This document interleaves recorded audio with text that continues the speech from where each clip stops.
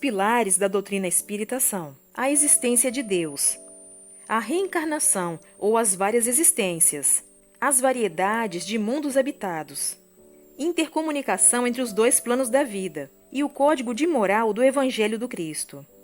Convido todos vocês a acompanhar aqui com a gente a leitura deste outro livro. Vamos iniciar a leitura das Parábolas Evangélicas à luz do Espiritismo. O Espiritismo é a chave que nos auxilia a entender de uma forma mais segura qual o significado das parábolas. Então vamos acompanhar. Parábola das bodas. Tendo ido ao templo de Jerusalém, onde foi arguido pelos príncipes dos sacerdotes e pelos fariseus, disse-lhes Jesus: O reino dos céus se assemelha a um rei, que, querendo festejar as bodas de seu filho, despachou seus servos a chamar para o festim os que tinham sido convidados. Estes, porém, recusaram ir. O rei despachou outros servos, com ordem de dizer da sua parte aos convidados: Preparei o meu jantar, mandei matar os meus bois e todos os meus cevados. Tudo está pronto. Vinde às bodas. Eles, porém, sem se incomodarem com isso, lá se foram, um para sua casa de campo, outro para o seu negócio. Os outros pegaram dos servos e os mataram, depois de lhes haverem feito muitos ultrajes. Sabendo disso, o rei se tomou de cólera e, mandando contra eles seus exércitos, exterminou os assassinos e lhes queimou a cidade. Depois disse a seus servos: O festim das bodas está inteiramente preparado, mas os que para ele foram chamados não eram dignos dele. E depois as encruzilhadas, e chamai para as bodas todos quanto encontrardes. Os servos, então, saíram pelas ruas, e trouxeram todos os que iam encontrando, bons e maus. A sala das bodas se encheu de pessoas que se puseram à mesa. Entrou em seguida o rei, para ver os que estavam à mesa, e dando com um homem que não vestia a túnica nupcial, disse-lhe: Meu amigo, como entraste aqui sem a túnica nupcial? O homem guardou silêncio. Então disse o rei à sua gente: Atai-lhe as mãos e os pés, e lançai-o nas trevas exteriores. Aí é que haverá prantos e ranger de dentes, porquanto muitos há chamados, mas poucos escolhidos. Mateus capítulo 22, versículo de 1 a 14. Comentário.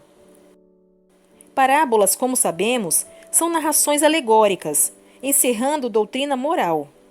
Jesus, pedagogo emérito, recorria frequentemente a elas, já porque era a melhor maneira de interessar os seus ouvintes, já também porque sabia que é muito mais fácil assimilar e reter qualquer ensinamento quando materializado, objetivado através de um enredo, do que quando ministrado de forma subjetiva. Dando exemplos do que se fala. Na parábola em tela, o rei é Deus, nosso Pai Celestial. E o festim de bodas, é claro, simboliza o reino dos céus, cujo advento coube a Jesus Cristo anunciar e preparar, pela pregação de seu evangelho. Os primeiros convidados são os hebreus, pois a eles é que foram enviados os primeiros emissários, os profetas, anunciando-lhes a vinda do Messias, bem assim exortando-os a que se arrependessem de seus erros e se conduzissem de forma mais condizente com as leis divinas reveladas no Monte Sinai. A palavra desses emissários, porém, não encontrou receptividade entre os hebreus, que lhes desprezaram as advertências e exortações. Não obstante a má vontade manifestada por eles, a semelhança da parábola, envia-lhes Deus o próprio Jesus, a fim de lhes recordar e aperfeiçoar o conteúdo daquelas leis, cuja observância lhes daria a conhecer o estado de alegria e gozo espiritual que constitui o reino dos céus. Todavia, sobremaneira, preocupados em conseguir vantagens puramente materiais, os hebreus aspiravam à hegemonia política do mundo. Escusaram-se de novo, sendo que alguns, enervando-se com tal insistência, não só repeliram a mensagem do Cristo, como ainda o ultrajaram e o imolaram na cruz. Continua a parábola dizendo: Diante disso, o rei enviou exércitos contra os assassinos, que foram exterminados, bem assim queimada a sua cidade. O que aconteceu aos hebreus posteriormente à crucificação de Jesus todos os sabem. Corresponde exatamente a esse trecho da narrativa. Foram trucidados pelos romanos. E sua capital, Jerusalém, foi quase totalmente destruída. Depois mandou o rei convidar a todos quanto fossem encontrados nas encruzilhadas, bons e maus. O que significa que o evangelho seria pregado a todos os povos, pagãos e idólatras, e que estes, acolhendo a boa nova, seriam admitidos ao festim, em lugar dos primeiros convidados, que se mostraram indignos dele.